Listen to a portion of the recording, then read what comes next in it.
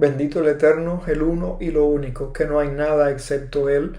Bendito sea su santo nombre y shalom a todos en este excelente quinto día de la semana. Nuestra compañera de viaje en esta semana es la porción Shemot, que da nombre al segundo volumen de la Torá. Y en esta porción hemos visto cómo el pueblo de Israel entró en un proceso gradual de esclavización y también aquí en esta porción vemos que se inicia el proceso de redención que va a desarrollarse durante todo el libro y más allá, porque el resto de la Torá es la extensión de ese proceso redentivo. La Torá nos da una enseñanza aquí, nos presenta aquí un esquema que tenemos que ver a grandes rasgos a lo largo de toda la Torá. Y no es el único, hay muchos esquemas en la Torá, muchos ángulos, muchos puntos de vista. Y hay muchas cosas que se pueden extraer de estos diferentes puntos de vista de ver la Torá como un todo. Y uno de estos esquemas es algo que por la gracia del Eterno hemos llegado a entender. Analizando este proceso en la extensión de la Torá, o sea, de la instrucción, porque la Torá es una instrucción a todos los niveles. Y entonces, considerando una de las maneras en que se puede ver esta instrucción, vemos que el primer libro de la Torá es un libro fundacional, es el libro de la creación. ¿Cómo termina este libro de la creación? Termina con el descenso de Jacob y su familia a Misraim. Y allí Jacob le da una bendición a sus hijos, incluso a sus nietos Efraín y Menashe. Y después que pasa esta generación y la influencia de Joseph en la sociedad de Misraim es ignorada, vemos como el pueblo entra en la etapa de la esclavitud para después iniciar el proceso de la redención. Y este ciclo termina con un canto universal, una celebración universal, es el canto de Moisés en la porción Asinu, y la última porción de la Torá es otra bendición, es la bendición de Moisés sobre las tribus de Israel. Esta bendición, esta última porción que termina con la bendición de Moisés sobre las tribus de Israel es un eco de la bendición de Jacob a sus 12 hijos. Es decir, que hay todo un ciclo aquí. Y este ciclo representa el proceso evolutivo del alma, esa chispa divina que desciende al mundo, desciende a este nivel más bajo de la creación, para empezar un proceso de desarrollo hasta alcanzar nuevamente esas alturas. Es decir, que la Torá aquí nos está presentando un ciclo de desarrollo espiritual que representa ese descenso del alma, ese desarrollo del alma a través de la personalidad del individuo y el momento en que se alcanza nuevamente esa reunificación de esa chispa divina con la energía del ser divino. Se reinserta nuevamente en su origen y ahí viene ese canto, esa celebración y esa nueva bendición. Es todo un ciclo que se puede ver desde el punto de vista del individuo y desde el punto de vista de una colectividad. Fíjense cómo en este proceso hay varias cosas que tenemos que estudiar. Cada uno tiene que estudiar detalladamente para extraer el máximo de la enseñanza de la Torá en este sentido. Fíjense cómo empezamos con el establecimiento de las bases, que es la creación, que termina con vida y con bendición. ¿Y qué pasa? Que hay un descenso espiritual esa entrada en Mizraim representa un descenso espiritual. Es cuando el individuo, si lo miramos desde el punto de vista del individuo, el individuo se desciende, el alma, que es una energía pura, se viste de materialidad que la aprisiona y la casi como una fuerza de gravedad espiritual, la mantiene en este nivel por un tiempo. Y no solamente que hay una, por decir de alguna manera, una prisión de materialidad que está encapsulando esa energía divina, sino que además de eso, nosotros ponemos más peso en esa materialidad cuando contaminamos la existencia. O sea, la existencia es el resultado de esa chispa divina habitando en esta cápsula material para expresarse. Entonces, el resultado de esa fusión es la existencia del individuo. Y la existencia del individuo se puede expresar también de una manera colectiva. Pero cuando le ponemos a esa fórmula, le ponemos errores, le ponemos malas acciones, le ponemos pensamientos corruptos, sucios, le ponemos palabras contaminadas, bueno, le añadimos peso, estamos aprisionando aún más esa energía espiritual, la estamos oprimiendo. Y entonces debe haber en el individuo un proceso de desarrollo espiritual, de liberación, en el que lo vemos aquí, en esta porción, lo vemos claramente aquí, cuando Dios comisiona a un redentor, porque en este proceso tiene que haber necesariamente un redentor. Vemos aquí que Dios comisiona a un redentor y lo manda para que obre, empiece a abrir puertas y a desarrollar el proceso de la redención, de la liberación del individuo, o en este caso de una colectividad que representa a un individuo, un ser social, es el pueblo de Israel. Y se mencionan aquí, desde el primer momento que Dios le habla a este individuo que él comisiona para que sea el mediador del proceso de la redención, le dice dos cosas importantes. Y le dice cuando Moshe, que es el primer redentor, Moshe le pregunta, ¿y de parte de quién voy? ¿A quién les voy a decir que me envió? Y entonces el Eterno responde, yo soy. Y no voy a entrar en detalles porque todos conocen este pasaje.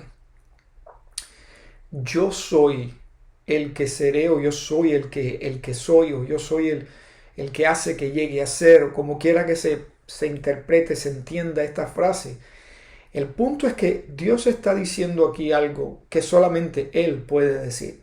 Cuando le preguntan por un nombre es algo que, como hemos dicho en otras ocasiones, que define, por lo tanto que limita. Dios no puede tener nombre porque no está limitado por nada.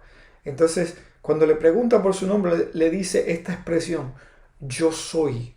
Con esta expresión Dios está diciendo dos cosas esencialmente. Es decir, soy único y no hay nada excepto yo. Dios está manifestando aquí unidad y unicidad. Es decir, unicidad en el sentido de que no hay nada más que Él.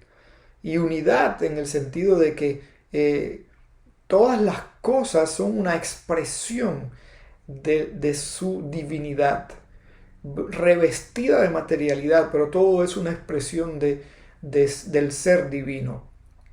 Por eso es que Él dice sencillamente, yo soy. Es el único que puede decir, yo soy. Yo soy significa lo único, te está hablando el uno y lo único, no hay nada más, que se expresa a través de todo lo creado. Y lo otro es que Dios le menciona desde ese mismo momento que va a traer al pueblo a esa tierra que fluye leche y miel. Desde ese momento se dice la tierra que fluye leche y miel, y menciona 7 pueblos. que habitaban la tierra. Y estos 7 pueblos, ¿qué representan? Estos 7 pueblos representan 7 aspectos de la estructura espiritual por la que fluye la energía divina, la que fluye, o sea, por la que fluye constantemente dando lugar al universo del cual somos parte. Y al mismo tiempo que están representados en el individuo por 7 emociones básicas que hay que conquistar. Por eso es que esto representa un proceso individual y colectivo al mismo tiempo. Estos pueblos representan 7 emociones que son el reflejo de 7 aspectos de la estructura espiritual de la creación.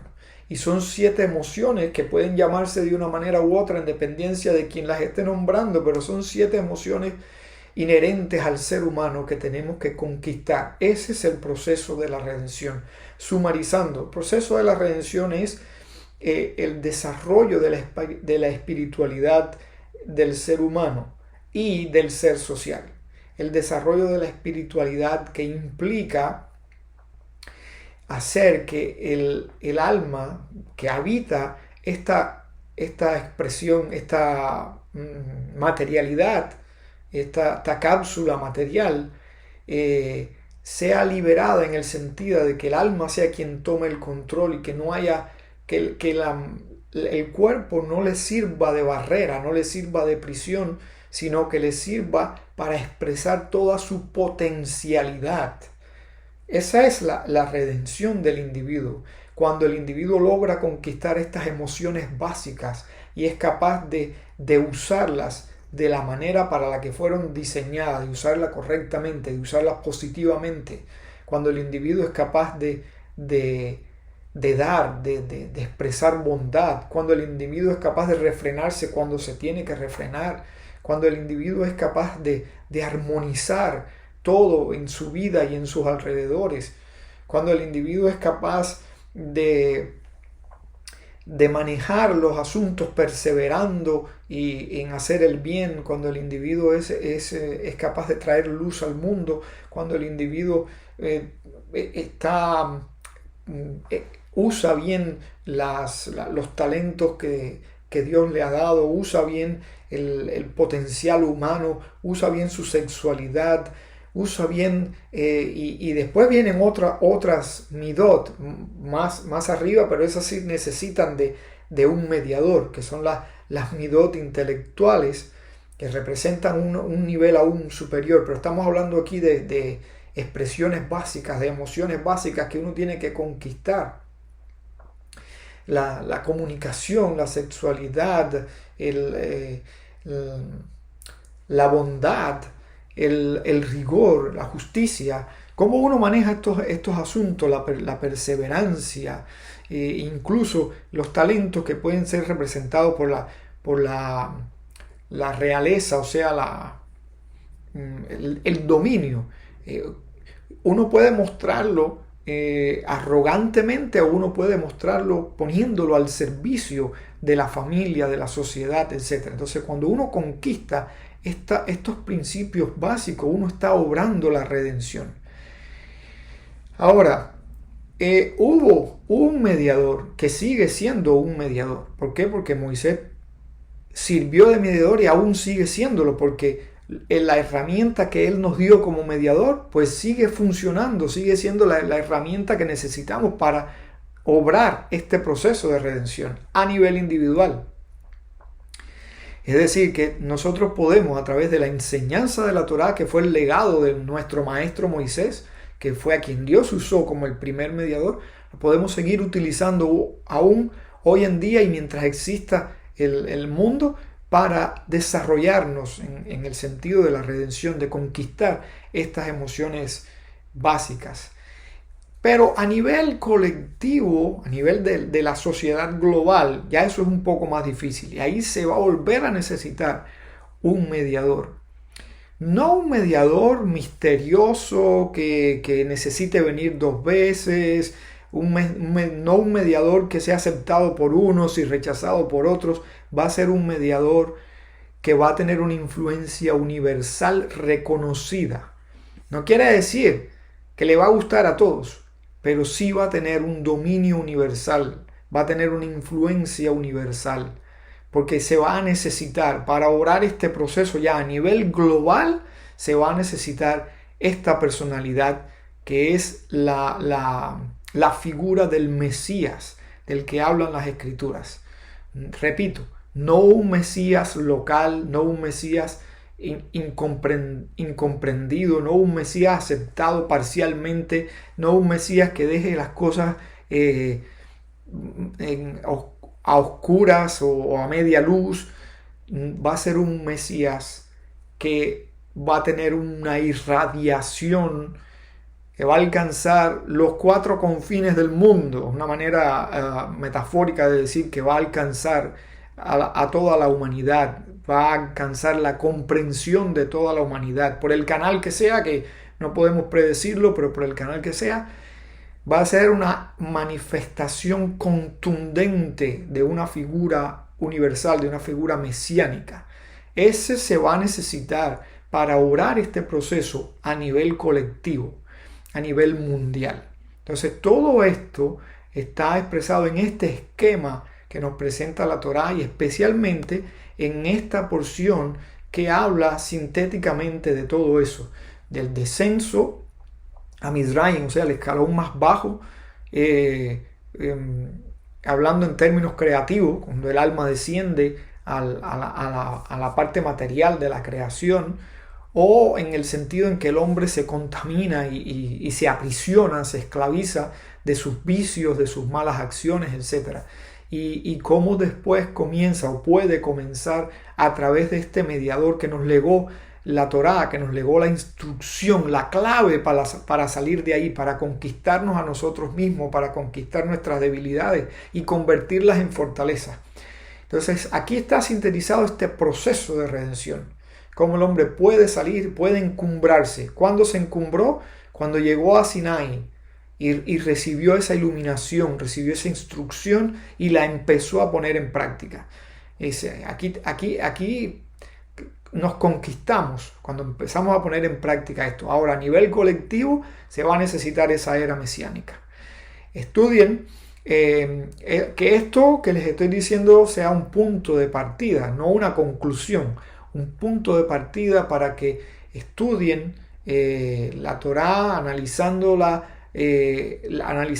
porciones como piezas dentro de un esquema a gran escala que nos da una enseñanza. En cada porción tenemos una enseñanza que aplica a un área de nuestra vida, a un aspecto de nuestra vida, o aplica al día que estamos viviendo, o aplica a un proceso en el que estamos inmersos. Puede aplicar así específicamente a un blanco determinado, pero también en sentido general tiene una enseñanza que nos instruye, nos amplía nuestros horizontes para que veamos el plan de Dios a otro nivel. Que esta enseñanza de esta porción, que es una porción básica, importantísima, traiga luz al entendimiento de cada uno de nosotros, traiga luz a la humanidad, sea de bendición para todos los que tengan el privilegio de poder estudiarla, que el Eterno abra el entendimiento de todos y que el estudio de esta porción, como de toda la Torá, traiga paz y redención a nuestro amado pueblo Israel. Shalom.